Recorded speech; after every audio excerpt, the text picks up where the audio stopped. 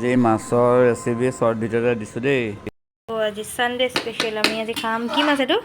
এইটো বাহু মাছ। বাহু মাছ উইথ কি কি?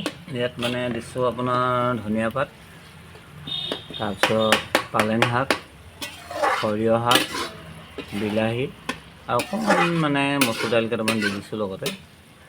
ধোঁৱাটোৰ পৰা দেখিয়ে পোৱা নাই। এইটো আপোনাৰ কালাৰটো মজা হৈছে কিন্তু দেই। দেখিছে ন?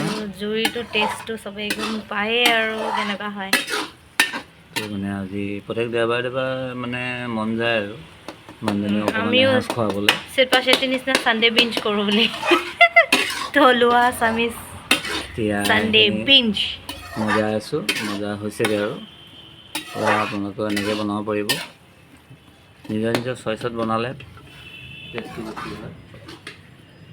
বাকী এতিয়া মাছটো দিম ইয়াত। এইটো আপোনাৰ এই মাথাটো দেখি ন চকুটো জিলিকি আছে নহয়, এয়া ৰাতিপুৱা ধৰা মাছ টপটপাই আছিলে। এয়া হৈছে মাছটো। আপোনালোকে যদি খায় আহিব।